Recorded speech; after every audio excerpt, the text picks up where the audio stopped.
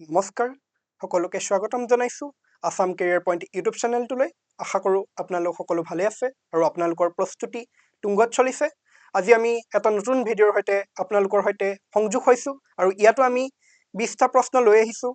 জিকেৰ most important গতিকে হকচোন আমাৰ এই সেশনটো আৰম্ভ কৰোঁ আমাৰ প্ৰথম প্ৰশ্নত কৈছে Which articles of the Constitution of India deals with the Union Public Service Commission? অৰ্থাৎ ভাৰতীয় সংবিধানৰ কোন অনুচ্ছেদত কেন্দ্ৰীয় লোকসেৱা আয়োগ ইউনিয়ন পাব্লিক সাৰ্ভিস কমিশন সম্পৰ্কে কি কৰা হৈছে আলোচনা কৰা হৈছে আমাৰ অপশন এ আছে আৰ্টিকেল 300 to 320 অপশন বি আছে আৰ্টিকেল 330 to 338 আৰ্টিকেল 210 to 219 আৰু আৰ্টিকেল 315 to 323 এতিয়া আমাক কিহৰ কথা কৈছে বুলি ক'লে ইউনিয়ন পাব্লিক সাৰ্ভিস কমিশনৰ বিষয়ে ভাৰতীয় সংবিধানৰ কোন কেইটা আৰ্টিকুলত আছে বুলি কৈছে এতিয়া কি হ'ব আমাৰ option A B C D তাৰ পৰা কোনটো হ'ব আমাৰ শুদ্ধ উত্তৰটো হ'ব অপশন ডি কিমান আৰ্টিকেল 315 to 323 এতিয়া এই 315 ৰ পৰা যি 323 লৈকে আৰ্টিকেল আছে তাত কি কৰা হয় ইউনিয়ন পাব্লিক সাৰ্ভিস কমিশনৰ পাৱাৰ ফাংচন বা ৰিক্ৰুটমেন্টৰ যি ব্যৱস্থা আছে হে সম্পৰ্কে তাত কি আছে উল্লেখ আছে আৰু লগতে আৰ্টিকেল কিমান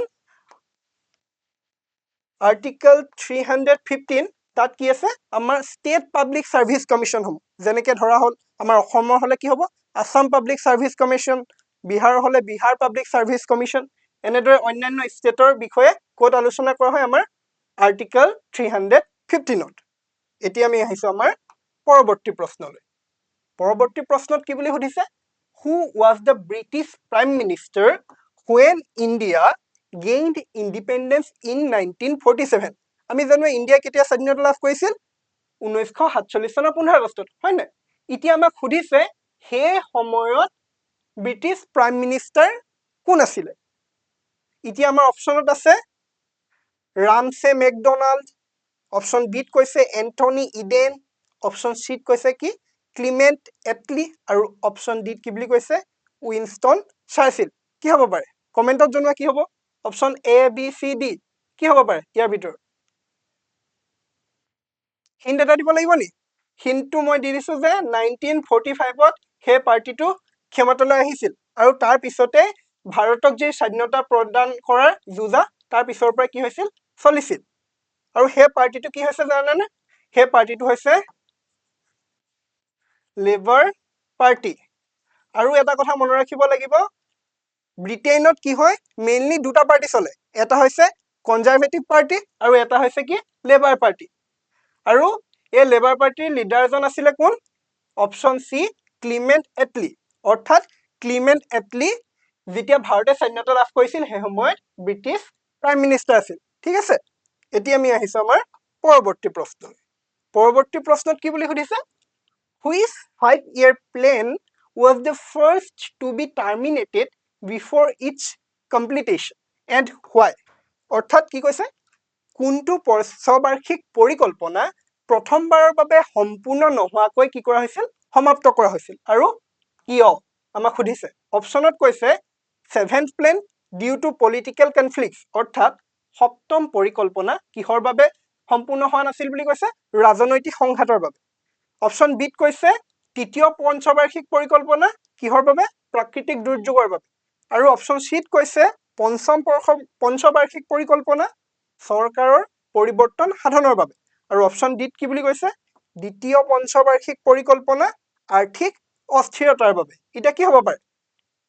আমি জানো পঞ্চবাৰ্ষিক পৰিকল্পনাটো কিমান বছৰলৈকে চলে 5 years এতিয়া আমাক কৈছে যে কমপ্লিট হোৱা নাছিল অৰ্থাৎ খুব সম্ভৱ 3 বছৰ বা 4 বছৰতে কি হৈছিল এটো ষ্টপ কৰি বেলেগ কিবা পলিসি বা প্ল্যান অনা হৈছিল কি হ'ব পাৰে আমাৰ শুদ্ধ উত্তৰটো কি হ'ব জানানে আমাৰ শুদ্ধ উত্তৰটো হ'ব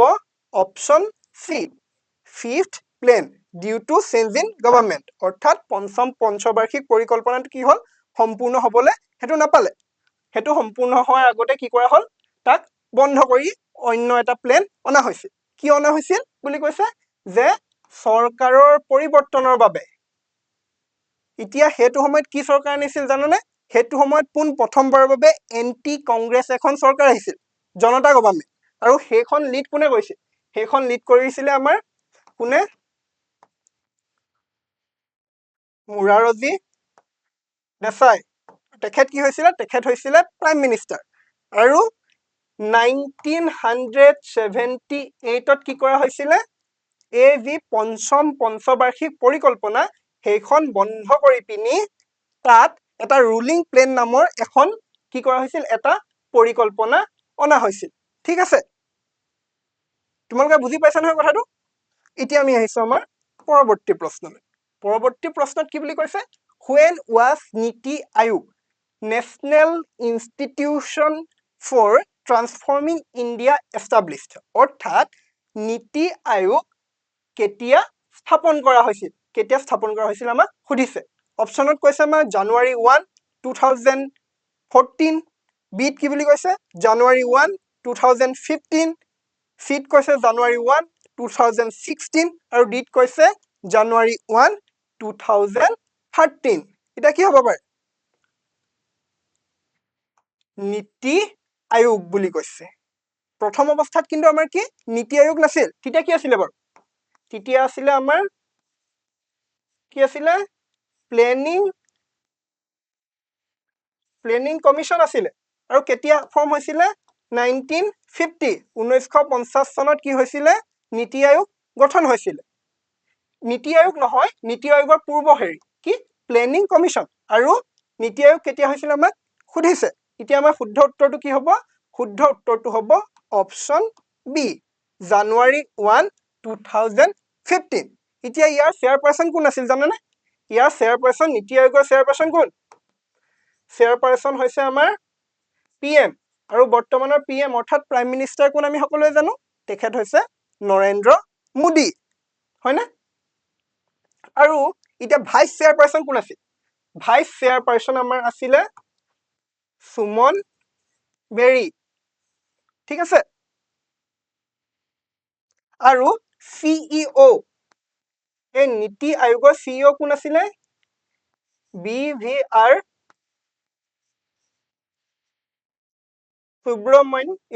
সুব্ৰমণ্যম আছিল BVR সুব্ৰমণ্যম কি আছিল নীতি আয়োগ এই যে নীতি আয়োগ গঠন কেতিয়া হৈছিল বুলি ক'লে জানুৱাৰী 1 2015 তাৰ সিইও আছিল ঠিক আছে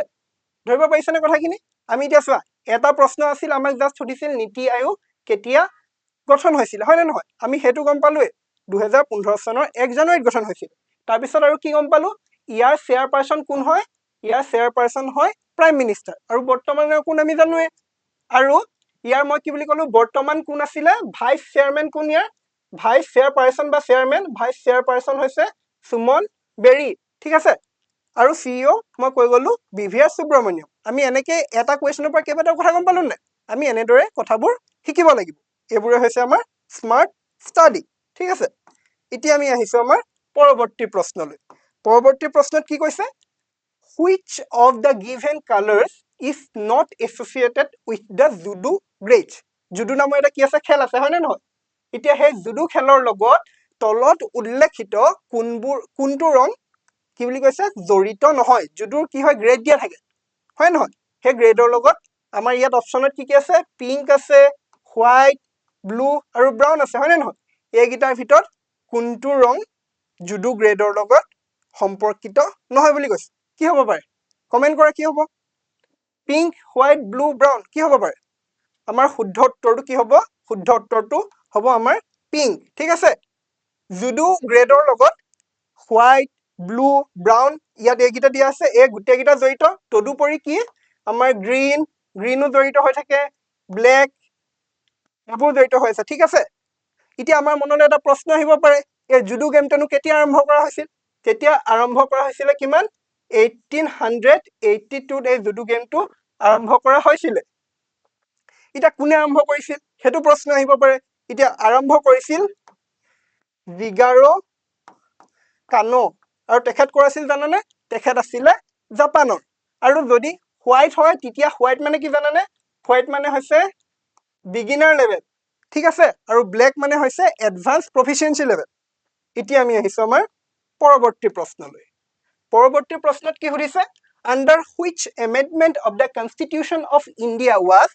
right to property removed from the list of fundamental rights আমি আগতে কি পাইছিলো আমি আগতে পঢ়িবলৈ পাইছিলো যে ভাৰতীয় সংবিধানত মৌলিক অধিকাৰ কেটা আছিল বুলি পাইছিলো আমি সাতটা আছিল বুলি পাইছিলো না নাই তাৰপা এটা কি কৰিলে অতৰাই পিনি কেটা কৰি দিয়া হল ছটা কৰা হল হয়নে নহয় এতিয়া বৰ্তমান কেটা আছে আমাৰ ছটা আছে এতিয়া আমাক সুধিছে হে 7 নম্বৰটো কি আছিল আমাৰ গম পোৱা নে হেতু আছিল আমাৰ ৰাইট টু প্ৰপাৰ্টি অৰ্থাৎ সম্পত্তিৰ অধিকাৰ এতিয়া কোনটো সংশোধনীৰ অধীনত এই সম্পত্তিৰ অধিকাৰ ৰাইটটো কি কৰা হল মৌলিক অধিকাৰৰ পৰা অতৰাই দিয়া হল ইয়াক মৌলিক অধিকাৰৰ পৰা অতৰাই কি কৰা হল অন্য এটা অধিকাৰলৈ স্থানান্তৰিত কৰা হল আৰু তাক কি বুলি কোৱা হয় সম্পত্তিৰ অধিকাৰক বৰ্তমান কি কৰা হল গম পোৱা নে বৰ্তমান কৰা হল legal right according to article কিমান article 300A ঠিক আছে হেতু মনে ৰাখিব লাগিব 300A আছে এতিয়া লিগেল ৰাইট বুলি কয় ৰাইট টু প্ৰপাৰ্টি এতিয়া আমাক সুধিছিলে কি কোনটো সংশোধনীৰ অধীনত এতিয়া আমাৰ অপচন আছে 42nd amendment 52nd amendment 61st amendment আৰু 44th amendment এটা কি হ'ব বাৰু আমাৰ শুদ্ধ উত্তৰটো হ'ব কি option D 44th amendment of constitution of India আৰু এটো কেতিয়া কৰা হৈছিল জানানে এটো কৰা হৈছিল আমাৰ 1978 ঠিক আছে এতিয়া আমি আহিছো আমাৰ পৰৱৰ্তী প্ৰশ্নলৈ পৰৱৰ্তী প্ৰশ্নত কি বুলি কৈছে who wrote the ancient Indian play মুদ্ৰা ৰাক্ষস অৰ্থাৎ মুদ্ৰা ৰাক্ষস নামৰ প্ৰাচীন ভাৰতীয় নাটকখন কোনে লিখিছিল এতিয়া আমাৰ অপচন আছে কালিদাস বিশাখা দত্তা বাণভট্টা আৰু কি আছে কলহন হয়নে নহয় এই কিজনৰ ভিতৰত কোনে মুদ্ৰা ৰাক্ষস নামৰ প্ৰাচীন ভাৰতীয় কি নাটকখন ৰচনা কৰিছিল কি হ'ব পাৰে বাৰু শুদ্ধ উত্তৰটো কি হ'ব জানানে আমাৰ এই শুদ্ধ উত্তৰটো হ'ব অপচন কি অপচন বি বিশাখা দত্তই এতিয়া এইখনতনো আছিল কি কেতিয়াবা হেতু প্ৰশ্ন আহিব পাৰে যে মুদ্ৰা ৰাক্ষসখন কিহৰ ভিত্তিত বা কি কাহিনীৰ ওপৰতনো কি কৰা হৈছে লিখা হৈছে তেতিয়া উত্তৰটো কি হ'ব জানানে তেতিয়া উত্তৰটো হ'ব ৰাইজ অফ কি বাৰু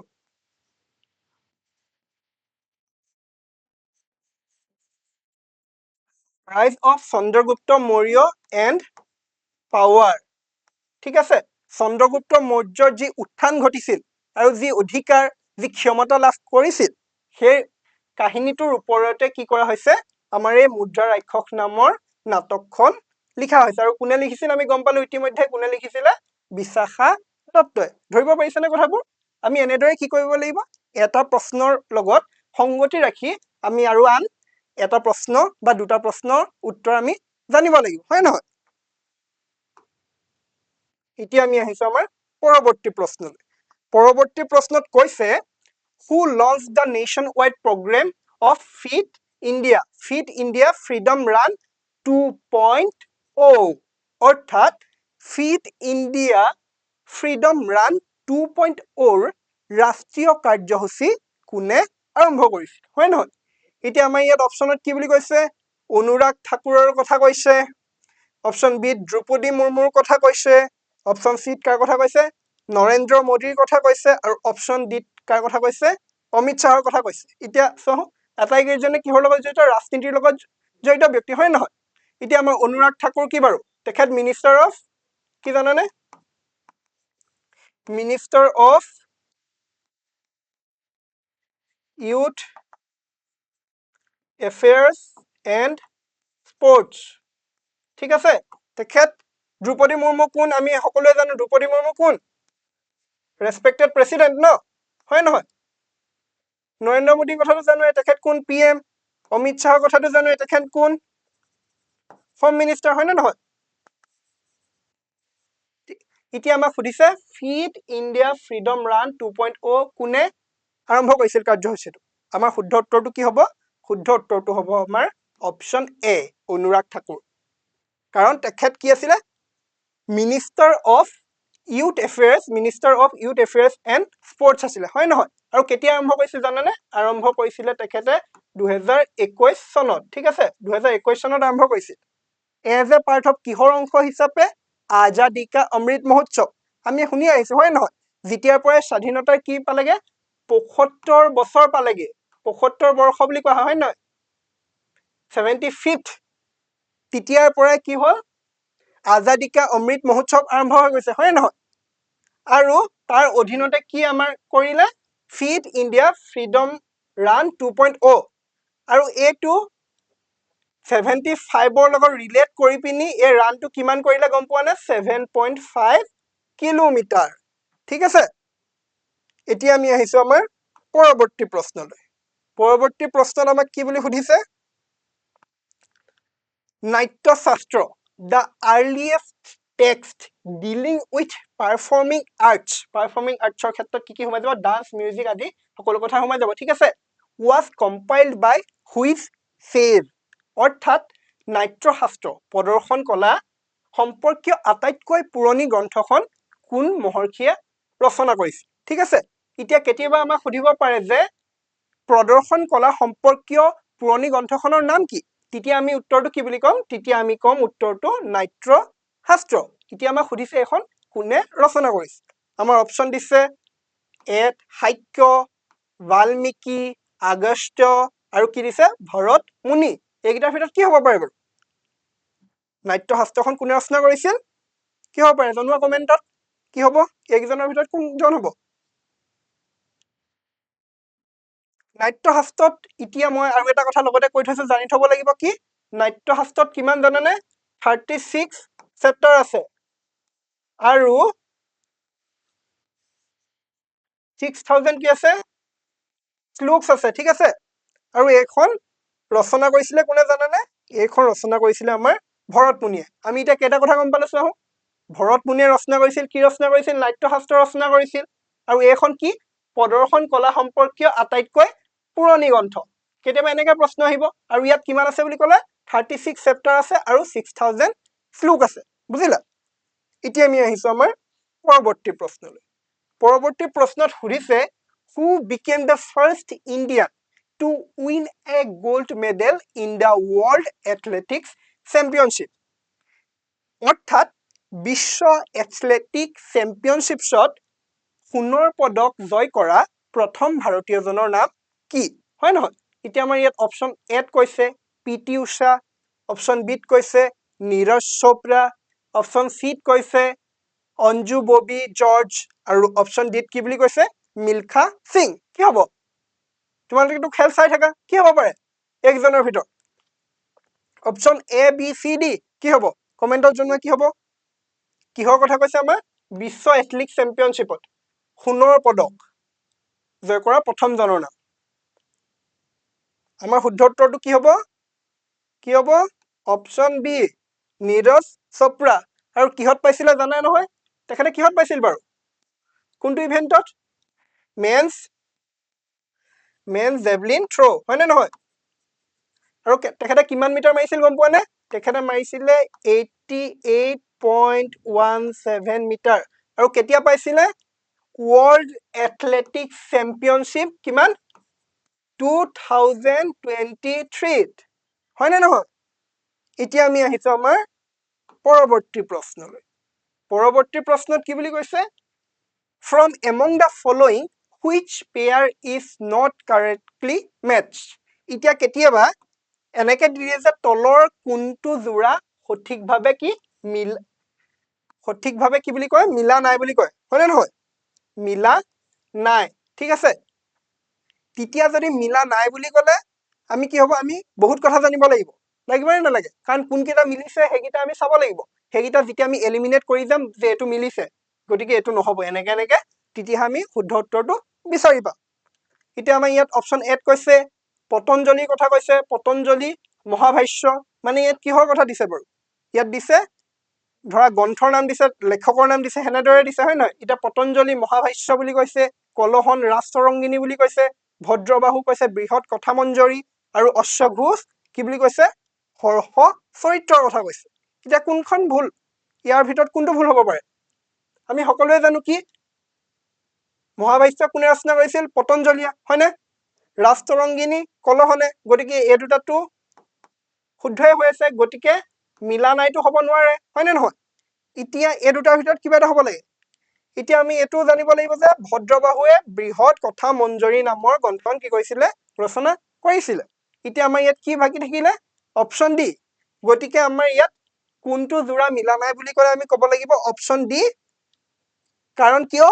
অশ্বঘোষে হৰ্ষ চৰিত্ৰ নামৰ গ্ৰন্থখন ৰচনা কৰা নাছিল হৰ্ষ চৰিত্ৰ নামৰ গ্ৰন্থখন কোনে ৰচনা কৰিছিল জানানে সেইখন ৰচনা কৰিছিলে আমাৰ কোনে বাণভট্ট আৰু তেখেত কোন আছিলে কেতিয়াবা কৈ দিব পাৰে হুইজ বাণভট্ট তেতিয়া আমি ক'ব লাগিব তেখেত এজন কি আছিলে ৰাজকবি আছিল আৰু কাৰ হৰ্ষবৰ্ধনৰ ৰাজসভাৰ ৰাজকবিজনৰ নাম হৈছে বাণভট্ট আৰু তেখেতে ৰচনা কৰিছিলে হৰ্ষ চৰিত্ৰ নামৰ গ্ৰন্থখন অশ্বঘোষে ৰচনা কৰা নাছিল অশ্বঘোষে কি বহুতো গ্ৰন্থ ৰচনা কৰিছিল কিন্তু হৰ্ষ চৰিত্ৰখন কৰা নাছিল এতিয়া অশ্বঘোষে কৰা এখন গ্ৰন্থৰ নাম যদি সোধে আমি তেতিয়া আমি ক'ব পাৰিম বুদ্ধ চৰিত্ৰ ঠিক আছে সেইখন কোনে ৰচনা কৰিছিল অশ্বঘোষে এতিয়া আমি এইটো পৰা চাওঁ কেইটা কথা গম পালো এইটো গম পালো পতঞ্জলীয়ে কি ৰচনা কৰিছিলে মহাভাষ্য কলহনে ৰাজতৰংগিনী ভদ্ৰবাহুৱে বৃহৎ কথা মঞ্জৰী অশ্বঘোষে বুদ্ধ চৰিত্ৰ হৰ্ষ চৰিত্ৰখন কোনে ৰচনা কৰিছিল বাণভট্ট আৰু বাণভট্ট কৰ ৰাজকবি আছিলে বুলি ক'লে আমি হৰ্ষবৰ্ধন বুলি ক'ব পাৰিম নে নাই কেইবাটাও কথা গম পালো এনেদৰে আমি অধ্যয়ন কৰিব লাগিব ঠিক আছে এতিয়া আমি আহিছো আমাৰ পৰৱৰ্তী প্ৰশ্নলৈ এতিয়া পৰৱৰ্তী প্ৰশ্নত কি বুলি সুধিছে আমাক which one of the following is not a part of early Jain literature অৰ্থাৎ তলৰ কোনটো প্ৰাৰম্ভিক জৈন সাহিত্যৰ অংশ নহয় ইয়াত আমাক চাৰিটা অপচন দিছে ইয়াৰ ভিতৰত তিনিটা তেতিয়াহলে কি হ'ব প্ৰাৰম্ভিক জৈন সাহিত্যৰ কি হ'ব অংশ হ'ব পাৰ্ট হ'ব হয় নহয়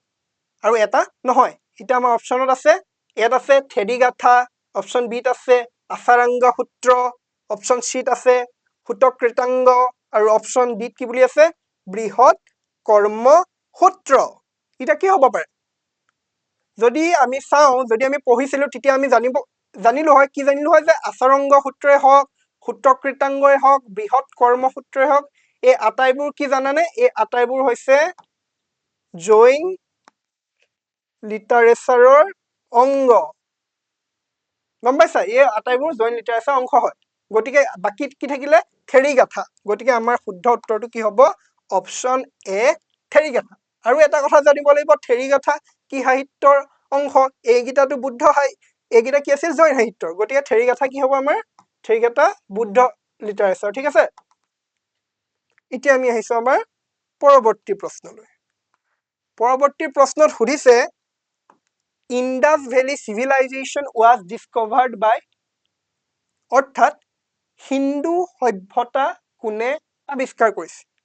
চাবা প্ৰায় কুৱেশ্যন বোৰ্ড কিন্তু ইন্দাস ভেলী চিভিলাইজেশ্যনৰ কোনোবা নহয় কোনোবা এটা কুৱেশ্যন থাকে আকৌ গতিকে এইটো বহুত মোষ্ট ইম্পৰ্টেণ্ট ঠিক আছে এতিয়া আমাৰ ইয়াত অপচন দিছে দয়াৰাম সাহানী আৰ.ডি. বেনাৰ্জী কানিংহাম আৰু হুইলাৰ কি হ'ব পাৰে কমেণ্টত জনোৱা কি হ'ব ABCD কি হ'ব এতিয়া আমাৰ শুদ্ধ উত্তৰটো হ'ব কি Indus Valley Civilisation was discovered by whom option A Dayaram Sahni এতিয়া আৰু এটা কথা মনত ৰাখিব লাগিব দয়াৰাম সাহানীয়ে 1921ত কি কৰিছিলে জানানে যেটো হৰপ্পান বুলি কয় হৰপ্পা ঠিক আছে হৰপ্পা হেয়া আৱিষ্কাৰ কৰিছিলে বা ডিস্কভাৰ কৰিছিলে ঠিক আছে ঠিক সেইদৰে আৰ.ডি. বেনাৰ্জী মহেঞ্জোদাৰো নাম শুনিছানে মহেঞ্জোদাৰোটো আমাৰ আৰ.ডি. বেনাৰ্জীয়ে কেতিয়া কৰিছিল জানানে কৰিছিলে 1922ত আৰু এই আটাইবোৰ বস্তু কি কৰিছিলে জানানে অফিচিয়েলি এনাউন্স কোনে কৰিছিল বাৰু অফিচিয়েলি এজন ব্যক্তি কি কৰে আমাৰ এনাউন্স কৰে হয়নে নহয় আৰু কিমান চনত কৰিছিল জানানে কৰিছিলে 1924ত তেখেত কোন আছিল বাৰু হেতু আমি জানিব লাগিব না হেতু আমি জানিব লাগিব তেখেত আছিলে আৰ্কিঅলজিক্যাল সাৰ্ভে অফ ইন্ডিয়া ASI কি আছিলে ডাইৰেক্টৰ জেনেৰেল এটা কোন বাৰু হেতু তোমালোকে চাই কমেন্টত জনোৱা কোন হয় আৰ্কিঅলজিক্যাল সাৰ্ভে অফ ইন্ডিয়াৰ হে সময়ত ডাইৰেক্টৰ জেনেৰেল কোন আছিল তোমালোকে জনাবা কমেন্টত ঠিক আছে এতিয়া আমি আহিছো আমাৰ পৰৱৰ্তী প্ৰশ্নলৈ পৰৱৰ্তী প্ৰশ্নত কি বুলি কৈছে পৰৱৰ্তী প্ৰশ্নত কৈছে যে who among the following was not a party to the coalition that fought against the English in the battle of Buxar এটা কৈছে কিহৰ কথা বক্সাৰ যুদ্ধত ইংৰাজৰ বিৰুদ্ধে যুঁজ দিয়া মিত্ৰপক্ষত তলৰ কোনজন ব্যক্তি জড়িত হৈ থকা নাছিল বুলি কৈছে এইকেইজনৰ ভিতৰত কোনজন জড়িত হৈ থকা নাছিল হয়নে নহয় ইংৰাজৰ বিৰুদ্ধে যি মিত্ৰজোঁট গঠন হৈছিল তাত আমাৰ ইয়াত অপচন এত কৈছে মীৰ কাছিম বিত কৈছে মীৰ জাফৰ চিত কৈছে সুজাউদ্দৌল্লাহ আৰু ডিত কৈছে শাহ আলম 2 এতিয়া শুদ্ধ উত্তৰটো কি হ'ব পাৰে আমাৰ শুদ্ধ উত্তৰটো হ'ব অপচন বি মীৰ জাফৰ ইংৰাজৰ বিৰুদ্ধে যি অপজিশনত যি মিত্ৰজোঁট এলায়েন্স গঠন হৈছিল তাত জড়িত হৈ থকা নাছিল কাৰণ তেখেত সেই সময়ত কি আছিল জানানে বংগৰ কি আছিল নবাব আছিল আৰু তেখেতক কোনে পাতিছিল জানানে ব্ৰিটিছাই পাতিছিলে সেইকাৰণে তেখেত জড়িত হৈ থকা নাছিলে জড়িত হৈ আছিল কোন বাকি তিনজন তেতিয়াহলে কি হৈছিলে জড়িত হৈ আছিলে কিয় জড়িত হৈ আছিলে বাৰু জানানে কাৰণ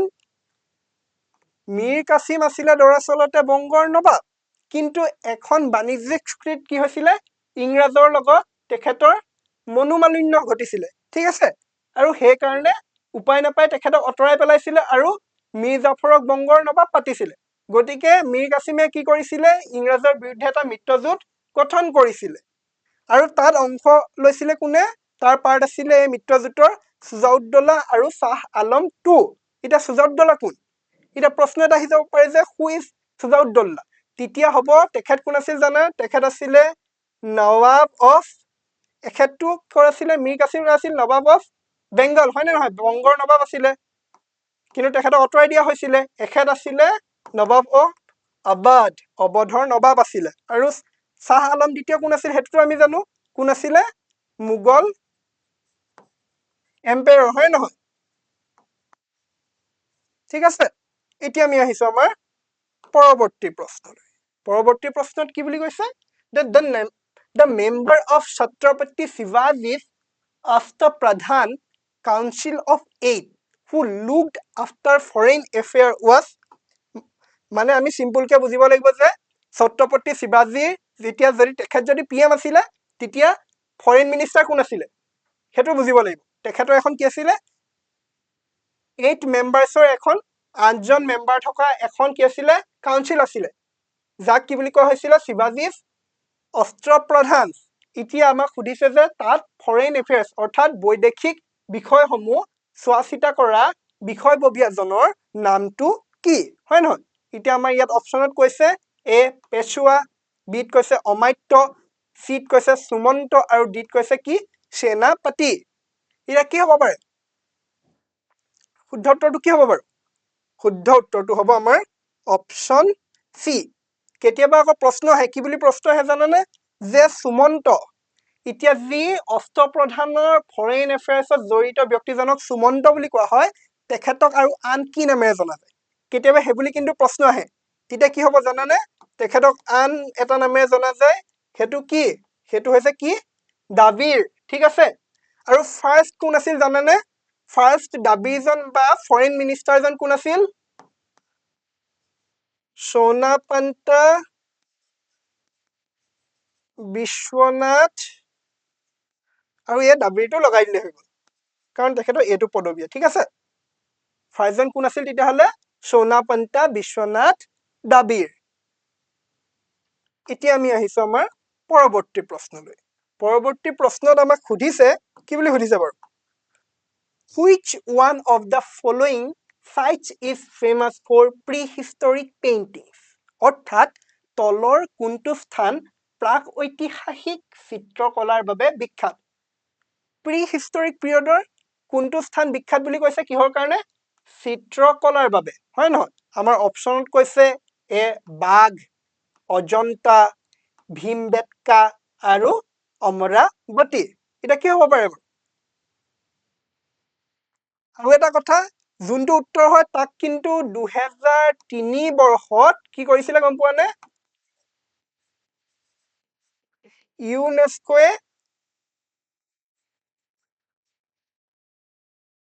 ৱৰ্ল্ড হেৰিটেজ সাইট হিচাপে কি কৰিছিলে ঘোষণা কৰিছিলে আৰু এটা হিন্ট দিব লাগিব নেকি হ'ব পাৰে কমেন্টত জনোৱা হিন্টটো হৈছে আৰু সেই স্থানটো ক'ত আছে জানানে সেই স্থানটো আছে মধ্য প্ৰদেশত আছে ঠিক আছে কি হ'ব এতিয়া শুদ্ধ উত্তৰটো হ'ব আমাৰ অপচন সি ভীমবেটকা এতিয়া ক'ত আছে ভীমবেটকা গম পালো আমি মধ্য প্ৰদেশত আছে আৰু 2003 বৰ্ষত তাক ইউনেস্কোয়ে কি হিচাপে ঘোষণা কৰিছিলে ৱৰ্ল্ড হেৰিটেজ সাইট অৰ্থাৎ বিশ্ব ঐতিহ্য কি ক্ষেত্ৰ ঠিক আছে এতিয়া আমি আহিছো আমাৰ পৰৱৰ্তী প্ৰশ্নত কৈছে যে where is UNESCO's headquarters আমি এতিয়া অলপতে পাই আহিলো যে ইউনেস্কোৰ নামটো পাই আহিলো হয় নহয় এতিয়া আমাক সুধিছে যে ইউনেস্কোৰ হেডকোৱাৰ্টাৰটো ক'ত আছে অৰ্থাৎ মুখ্য কাৰ্যালয় হয় নহয় মুখ্য কাৰ্যালয় ক'ত আছে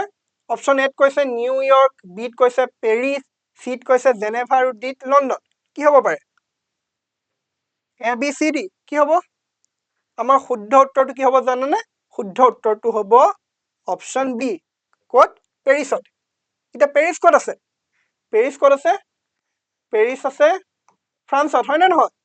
এতিয়া ইউনেস্কো আমি কৈ আছো অথনিও গলো ইউনেস্কো সম্পূৰ্ণ ৰূপটো কি জানানে সম্পূৰ্ণ ৰূপটো হৈছে কি বাৰু ইউ মানে কি হল ইউ ষ্টেণ্ড ফৰ ইউনাইটেড হয় নে নহয় এন ফৰ কি ইয়াত হ'ব United Nations E Educational S Scientific C Cultural Organisation হয় নহয় অৰ্থাৎ ইউনেস্কো মানে কি ইউনাইটেড নেশ্যনছ এডুকেশ্যনেল সাইন্টিফিক ইয়াত যেনে আমি কি কৰিব লাগিব এণ্ড এটা লগাই দিব লাগিব এণ্ড কালচাৰেল অৰ্গেনাইজেশ্যন ঠিক আছে আৰু এইটো কেতিয়া গঠন হৈছিল জানানে 16th November 1945 ঠিক আছে অৰ্থাৎ 16 নৱেম্বৰ 1945 চনত ইউনেস্কো কি হৈছিলে গঠন হৈছিলে ইয়াৰ সম্পূৰ্ণ ৰূপটো হৈছে United Nations Educational Scientific and Cultural Organisation ইয়াৰ মুখ্য কাৰ্যালয় আছে পেৰিছ ফ্ৰান্সত ঠিক আছে এতিয়া আমি আহিছো আমাৰ পৰৱৰ্তী প্ৰশ্নত কি বুলি কৈছে যে the famous Vedic saying war begins in the minds of man is stated in the অৰ্থাৎ মানুহৰ মনত যুদ্ধ আৰম্ভ হয় এই বিখ্যাত বৈদিক কথাষাৰ ক'ত উল্লেখ আছে বুলি কৈছে এষাৰ বৈদিক কথা বুলি কিয় কৈছে মানে কোনোবা এখন বেদ উপনিষদ বা এনেকুৱা কোনো শাস্ত্ৰত উল্লেখ আছে হয় নহয় এতিয়া আমাৰ অপচনত কৈছে চোৱা অপচন এত কৈছে উপনিষদ বিত কৈছে কি অৰ্থৱবেদ সিত কৈছে সামবেদ আৰু ডিত কৈছে যজুৰ্বেদ এতিয়া কি হ'ব পাৰে এইখনৰ ভিতৰত আকৌ মন কৰা কি বুলি কৈছে war begins in the minds of men অৰ্থাৎ যুদ্ধ প্ৰথমে ক'ত আৰম্ভ হয় মানুহৰ মনতহে আৰম্ভ হয় গম পাইছা তাৰ পাছতহে অস্ত্ৰ শস্ত্ৰ লৈ মানুহে কি কৰিবলৈ যায় যুঁজিবলৈ যায় হয় নহয় কি হ'ব পাৰে আৰু এটা কথা কি জানানে ইন্টাৰেষ্টিং কথাটো হৈছে চোৱা আমাৰ বেদ বা উপনিষদ এইকেইটাৰ ভিতৰত কোনোবা এটা অপচন হ'ব হয় নহয় এইকেইটাৰ ভিতৰত আছে এই কথাষাৰ উল্লেখ আছে হয় নহয় আৰু পৰৱৰ্তী পৰ্যায়ত এই কথাষাৰ ক'ত উল্লেখ কৰা হৈছে গম পোৱা নে অন্য ৰূপত প্ৰিএম্বল অফ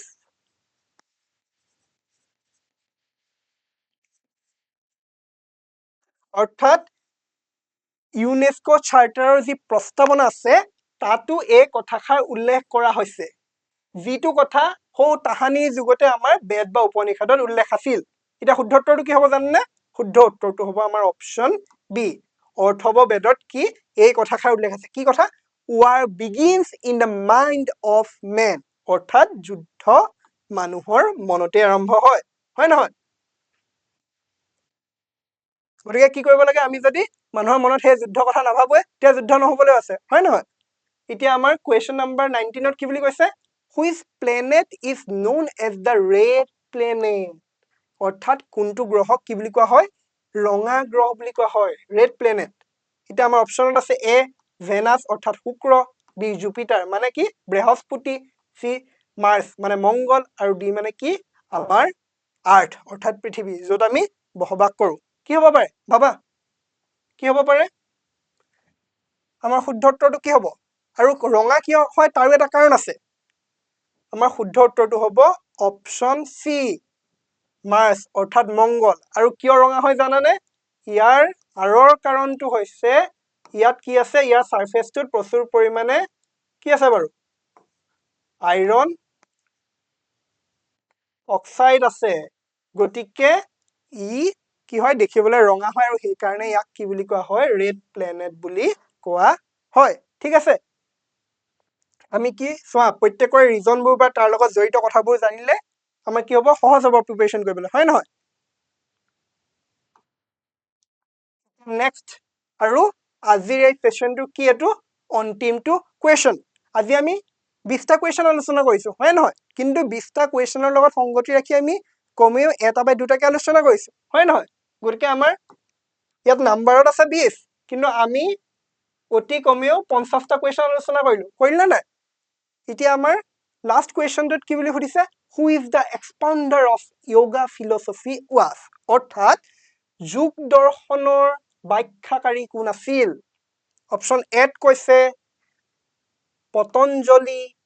বিত কৈছে শংকৰাচাৰ্য সিত কৈছে জৈমিনী আৰু ডিত কি বুলি কৈছে গৌতম বুলি কৈছে আৰু ইন্টাৰেষ্টিং কথাটো চোৱা যি যোগ দৰ্শন বৰ্তমান বিশ্বব্যাপী জৰি যি বিখ্যাত বিশ্বই যি আকোৱালি লবলৈ সক্ষম হৈছে হয় নহয় সমগ্ৰ বিশ্বই আকোৱালি লৈছে নাই আমাৰ হেলথৰ ওপৰতে হওক বা মেন্টেল হেলথে হওক যিয়ে হওক সকলোৱে ওপৰত আকোৱালি লবলৈ সক্ষম হৈছে বিশ্বই আৰু সেই যি যোগ দৰ্শন হেয়া ক'ত আৰম্ভ হৈছিল জানানে হেতু হৈছিল আমাৰ পুণ্যভূমি ভাৰতত হয় নে নহয় এতিয়া কি হ'ব পাৰে এই অপচন কিটাৰ ভিতৰত পতঞ্জলি শংকৰাচাৰ্য জৈমিনী আৰু কি আছে গৌতম এটা কি হ'ব শুদ্ধ উত্তৰটো কি হ'ব জানানে শুদ্ধ উত্তৰটো হ'ব আমাৰ অপচন এ পতঞ্জলি আৰু তেখেতক কি বুলি কোৱা হয় জানানে তেখেতক কোৱা হয় ফাদাৰ অফ য়োগা অৰ্থাৎ যোগ দৰ্শনৰ পিতৃ ঠিক আছে গতিকে আজিলৈ ইমানে পুনৰ আমি এনেদৰে নতুন নতুন সেশন লৈ আহিম আৰু মোষ্ট ইম্পৰ্টেন্ট কুৱেশ্চন তেতিয়ালৈকে তোমালোকে প্ৰিপাৰেচন চলাই ৰাখা ভাল হ'ব সকলোৰে ধন্যবাদ